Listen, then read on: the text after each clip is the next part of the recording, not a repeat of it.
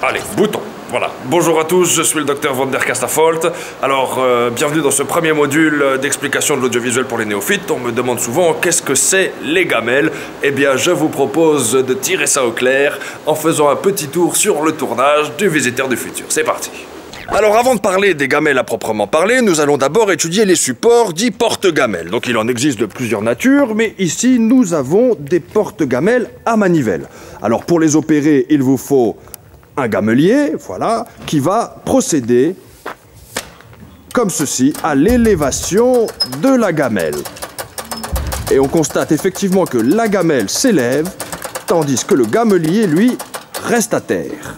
Vous vous demandez sûrement comment nourrir une gamelle. Eh bien c'est simple, la nourriture des gamelles arrive d'abord par le ciel. Elle est réceptionnée par ce pilier avant de descendre et d'arriver jusqu'à...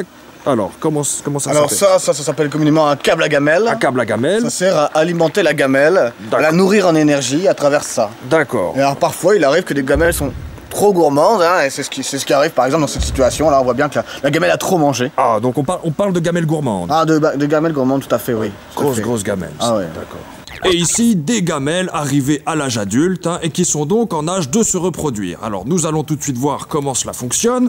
Eh bien, la première gamelle ici, celle-là, c'est un mâle. Et puis, sa camarade ici, très bien, c'est une femelle. Donc, nous allons pouvoir faire se reproduire ces deux gamelles. Donc, peut-être, faut les rapprocher un peu. Voilà, donc évidemment, on va pas forcément obtenir une très grosse gamelle, mais bon, avec le temps... Allez, les gamelles. Allez. Alors, attendez. Bon, qu'est-ce que... Ah, et ben voilà, le miracle a eu lieu. Les gamelles se sont reproduites, donc on obtient une petite gamelle qui est encore alimentée par sa mère, et celle-ci qui va, eh bien, du coup, veiller sur son petit pendant encore quelques temps avant de l'envoyer à la face, comme on dit. La gamelle tungstène... La gamelle HMI ou grosse gamelle, et bien sûr le gamello.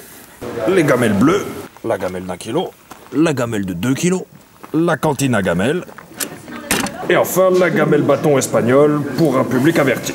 Les rouleaux colorants qui permettent d'agrémenter les gamelles selon l'humeur, qu'on fait ici sécher au bout de pince à linge. Là on voit le gamelier qui est en train de préparer des pièges à gamelles pour attraper les gamelles sauvages. Donc là, il remonte ses lignes pour essayer de remonter jusqu'à une gamelle qui se serait fait avoir. Alors ben là, derrière le Congo, on trouve le chef gamelier, hein, qui est le responsable des gamelles. Oui. Pouvez-vous nous dire en quoi consiste votre métier? Alors mon métier, c'est d'élever des gamelles. Éleveur de gamelles? Éleveur de gamelles. S'occuper des gamelles, s'assurer que le troupeau de gamelles est en bonne santé. D'accord. Nous avons deux outils primordiaux, le gamellomètre et le gamelloscope. D'accord. Le gamellomètre est un outil un poil plus technique qui nous permet d'étudier avec précision la puissance de mes gamelles. Celui-là me permet de m'approcher de très près de mes gamelles pour m'assurer de leur état de santé. D'accord.